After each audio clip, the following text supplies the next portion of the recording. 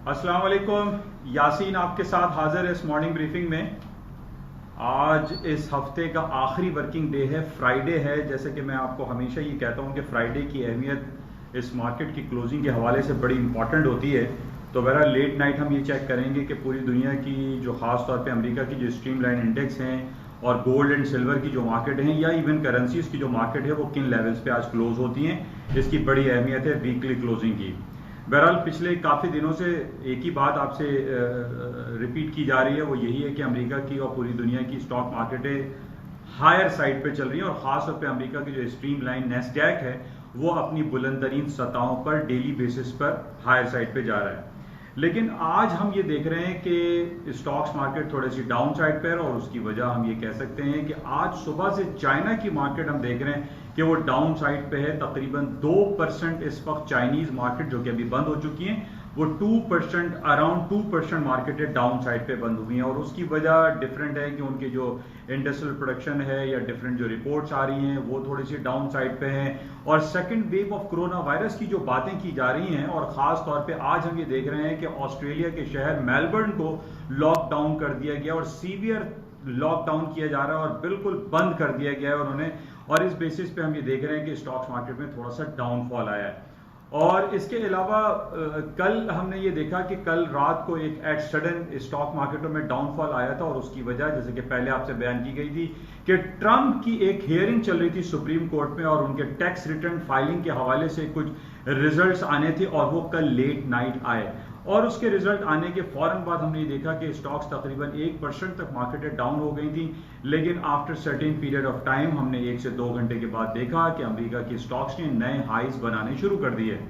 और उसकी वजूहत ये बताई गई थी कि सुप्रीम कोर्ट की जो रूलिंग आई है, जो उनका जो रिजल्ट आया है उसमें ये कहा गया था कि Trump is not above the law but he enjoys immunity. उनको ये इम्यूनिटी हासिल है क्योंकि he is a president of United states. इस बेसिस पे मार्केटें दोबारा रिकवर हो गई। तो हम ये देख रहे हैं कि जो भी स्टॉक मार्केटें थोड़ा सा सर्टेन पीरियड के लिए डाउन साइड पर आती हैं लेकिन उनका कोई लॉन्गर पीरियड ऑफ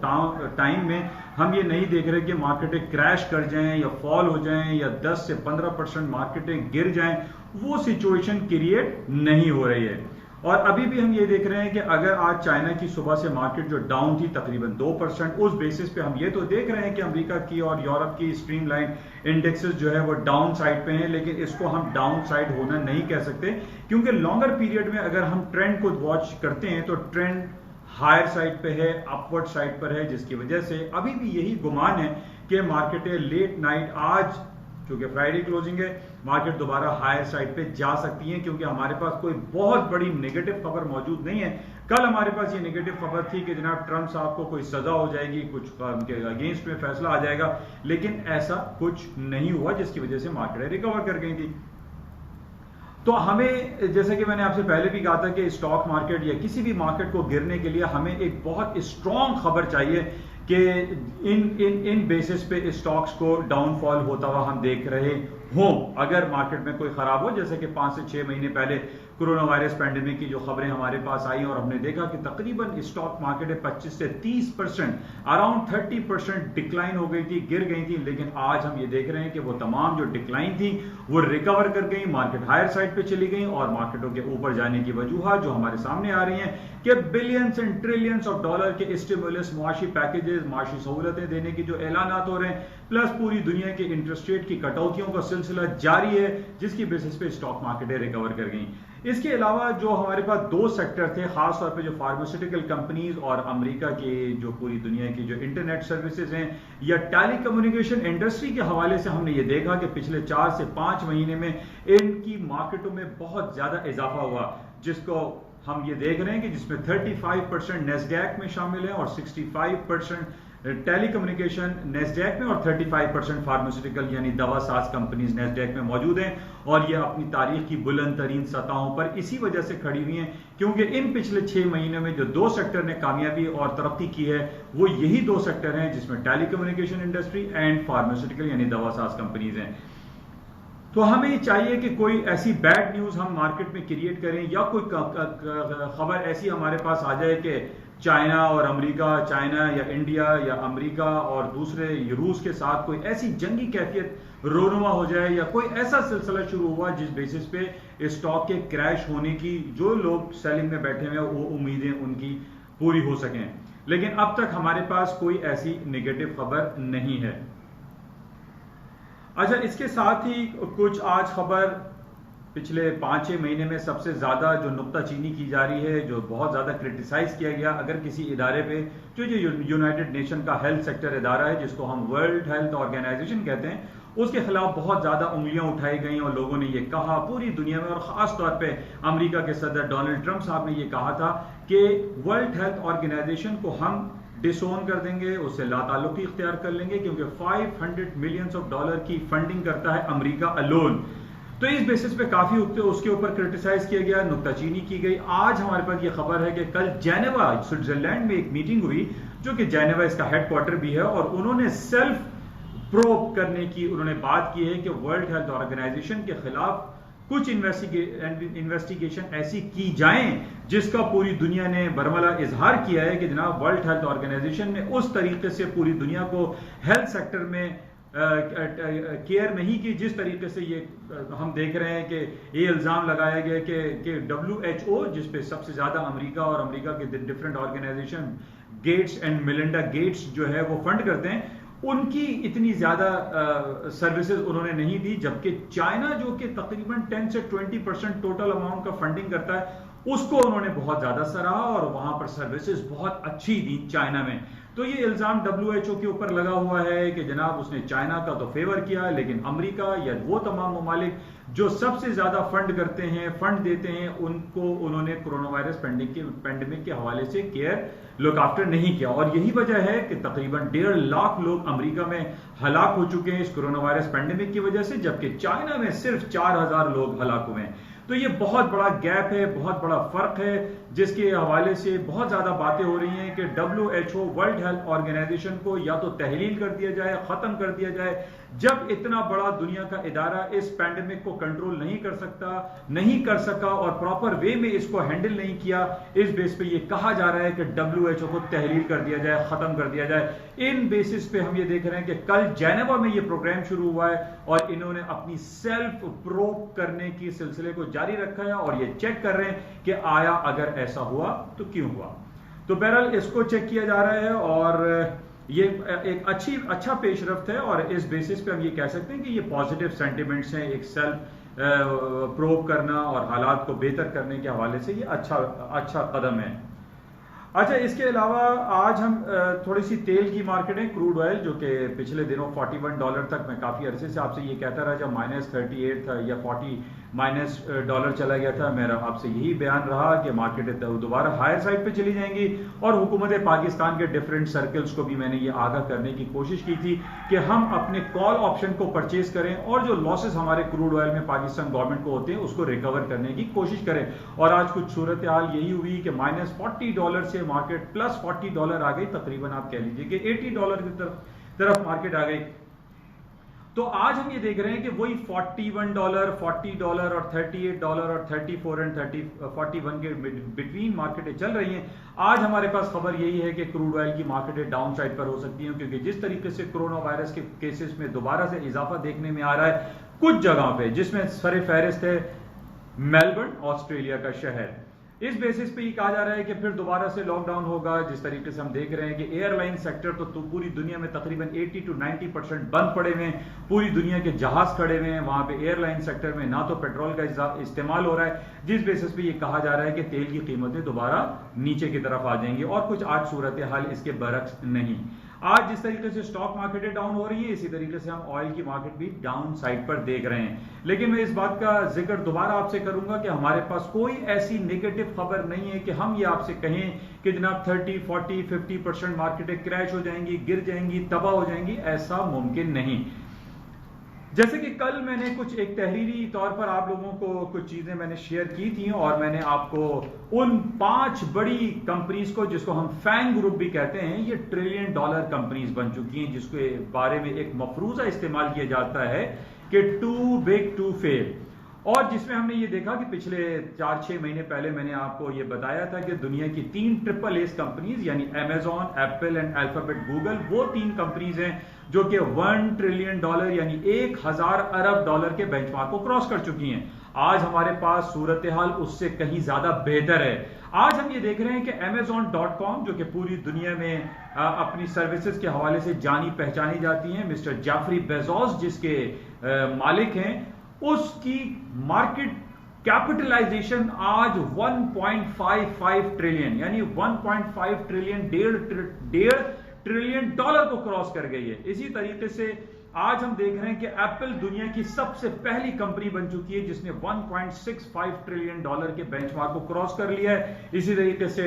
हमारे पास जो तीसरी बड़ी कंपनी है 1.62 ट्रिलियन डॉलर है माइक्रोसॉफ्ट, फिर है फेसबुक जो कि ट्रिलियन डॉलर के क्लब से पीछे है, 700 बिलियंस ऑफ डॉलर के बेंचमार्क को क्रॉस कर गई है। यानी इन 5 कंपनीज को अगर हम नोट करते हैं तो तकरीबन 6500 अरब डॉलर के ये फंड मैनेज करते हैं। तो कहने का बताने का मकसद ये है कि ये वो बड़ी कंपनीज हैं, ये ट्रिलियन डॉलर कंपनीज हैं जिनकी बेसिस पर हम ये देख रहे हैं कि मार्केटों के गिरने का कोई सवाल पैदा हो नहीं रहा है।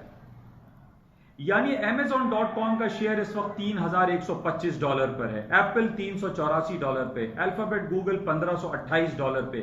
फेसबुक तकरीबन $250, $220 पर माइक्रोसॉफ्ट, इसके अलावा नेटफ्लिक्स, टेस्ला, ये वो जाइंट कंपनीज हैं जो कि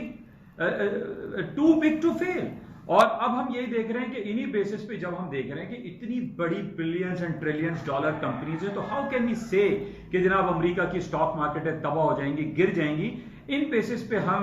यही गुमान कर सकते हैं कि स्टॉक्स मार्केट में मजीद और तेजी हो सकती है। सिर्फ हमारे पास अगर एक कोई नेगेटिव या डाउटफुल खबरें रहती हैं तो वो कोरोना वायरस पैंडेमिक की वाइस है, और वो भी धीरे धीरे ऐसे ही फीलिंग्स हैं कि वो भी आहिस्ता आहिस्ता खत्म हो जाएगा। जैसे कि पाकिस्तान के बारे में ये कहा जा रहा है कि पाकिस्तान में कोरोना वायरस के पैंडेमिक के जो केसेस हैं वो 40 to 50% डिक्लाइन कर गए हैं, नए केसेस नहीं आ रहे हैं। ये बहुत अच्छी बात है पाकिस्तान की इकोनॉमी के लिए, और इस बेसिस पे हम ये देख रहे हैं कि इसका रिफ्लेक्शन बर्मला हम देख रहे हैं कि कराची स्टॉक एक्सचेंज जो कि 35,000 इंडेक्स को क्रॉस कर गया है, आज भी 35,200-300 पे मार्केट चल रही है, जो कि बड़ी पॉजिटिव इंडिकेशन है। इन बेसिस पे हम कह सकते हैं कि स्टॉक मार्केटों में, पाकिस्तान की मार्केटों में मजीद इजाफा हो सकता है। बहरहाल आज हमारे पास कुछ डेटा आएंगे। आज जैसे कि मैंने आपसे कहा कि वीकली क्लोजिंग है, बड़ी इंपॉर्टेंट होती है, इस हवाले से आज हमारे पास कुछ बड़ी रिपोर्ट्स भी हैं। अमेरिका की पीपीआई की रिपोर्ट है जो कि पॉजिटिव आ रही है, शाम 5:30 बजे आएगी। इसी तरीके से ऑयल की रिग काउंट्स की रिपोर्ट है, ये हमें देखना पड़ता है कि कितने रिग्स खुले हैं, कितने रिग्स बंद हो रहे हैं, ये बड़ा इंपॉर्टेंट है। इन बेसिस पे भी मार्केट को हमें चेक करना पड़ेगा कि ऑयल की मार्केटों में क्या सिलसिला बरपा रहता है। अच्छा, एक पाकिस्तान के लिए एक नेगेटिव खबर है, जिस तरीके से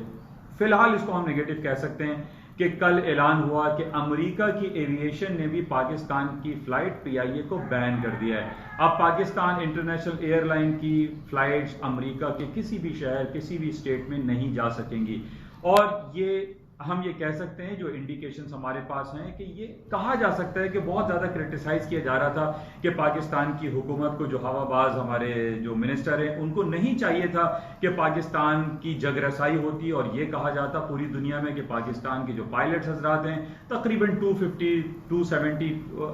पायलट जो हैं वो जाली डिग्रियों और बोगस लाइसेंस के तहत वो जहाज उड़ा रहे हैं। ये बड़ा नेगेटिव हुआ पाकिस्तान की ओवरऑल एविएशन इंडस्ट्री के लिए। और हमने ये देखा कि कल एक टेंट लगा और पाकिस्तान इंटरनेशनल एयरलाइन को अमेरिका में भी बैन कर दिया गया। हालांकि पिछले दिनों हमने देखा था कि यूरोपियन कंट्रीज और अरब कंट्रीज ने भी पीआईए को बैन कर दिया था, बिकॉज ऑफ के जो मॉडल कॉलोनी पाकिस्तान में कराची में एक जहाज गिर के तबाह हो गया। उसके बाद बहुत सारी इन्वेस्टिगेशन हो रही है और पीआईए को रिफॉर्म करने की बातें हो रही हैं। एक तरफ तो जगरासाई हुई, लेकिन हम ये समझते हैं कि ये मौका पाकिस्तान को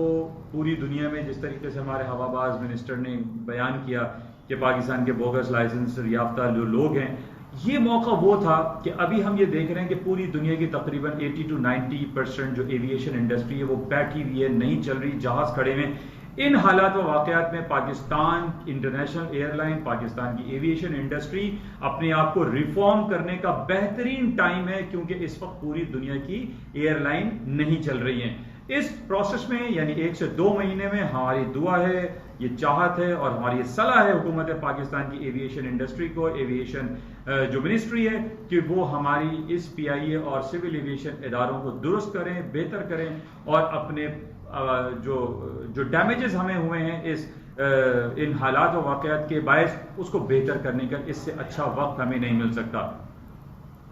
बहरहाल ये कुछ बातें थी। इसके साथ ही गोल्ड की कीमतों के बारे में बात कर लेते हैं। गोल्ड की कीमत ने कल तकरीबन 9 साल का हाई किया, 1825 अगस्त कॉन्ट्रैक्ट ने किया। इस वक्त हम थोड़ा सा मार्केट डाउन देख रहे हैं, तकरीबन $20-25 डाउन हुई है, 1801 पर मार्केट चल रही है। लेकिन फिर मैं आपसे ये कहूंगा कि गोल्ड की कीमतों में अभी भी डाउनफॉल नहीं है, on the basis of technicalities, on the basis of different fundamental news जो हमारे पास चल रही है, जिस तरह फलस्तीन और इसराइल का बहुत ज्यादा सीरियस कंडीशन चल रही है। यह हफ्ता इतवार, जैसे मैंने हमेशा आपसे कहा है कि इन 2 दिनों में कौन से वाकयात हो जाएं, कौन सी मिसहैप्स हो जाएं, कुछ हमें पता नहीं होता। तो इन बेसिस पे आप तमाम लोगों से मैं रिक्वेस्ट ये करता हूं कि फ्राइडे को अपनी पोजीशंस को लिक्विड कर दिया करें, काट दिया करें, इस होप्स पे ना रहा करें कि मार्केट आपके फेवर में मंडे को खुलेगी। तो गोल्ड की कीमतों में अभी भी तेजी है, कोई ऐसा फॉल नहीं है। $15-20 मैं आपको बहुत अरसे से कह रहा हूं, इतने $15-20 के गिरने को हम गिरना नहीं कह सकते। मार्केट में ओवरऑल सिनेरियो, मार्केट में ओवरऑल पिक्चर, मार्केट में ओवरऑल जो खबरें हैं वो पॉजिटिव हैं। गोल्ड की कीमतों में इजाफा होगा, उसकी वजह जैसे मैंने आपसे कहा था कि डिफरेंट स्टिमुलस पैकेजेस दिए जा रहे हैं, डीबेसमेंट ऑफ करेंसीज हो रही है, पेपर करेंसी अपनी कदर कीमत को खोती चली जा रही है, गोल्ड की कीमतों में, गोल्ड की कदर कीमत में इजाफा हो रहा है, और प्लस जिस तरीके से पूरी दुनिया के इंटरेस्ट रेट की कटौतियों का सिलसिला जारी है, इस बेसिस भी गोल्ड की कीमतें डाउनफॉल नहीं होंगी। तो इसके साथ ही और जो 2 करेंसीज की बात मैंने कल की थी कि स्टर्लिंग और यूरो को शॉर्ट सेल करना चाहिए, कल की मैंने रिकमेंडेशन दी थी, परसों भी दी थी, और आज तकरीबन 100-150 पॉइंट मार्केट डाउन है। 1.27 के ऊपर के स्टॉप लगाकर आप स्टर्लिंग को सेल कर सकते हैं, चांस ले सकते हैं। इंशाल्लाह राब्ते में रहेंगे। 2 दिन हफ्ता इतवार आपसे राब्ता नहीं होगा। संडे नाइट मार्केट प्रीव्यू के हवाले से दोबारा हाजिरी होगी। उस वक्त तक के लिए इजाजत दीजिए। जाते हुए मैं आपसे ये जरूर कहूंगा कि इस यूट्यूब चैनल को लाइक करें, शेयर करें और अपने तमाम दोस्त अहबाब में इसको स्प्रेड करें। Thank you. खुदा हाफिज।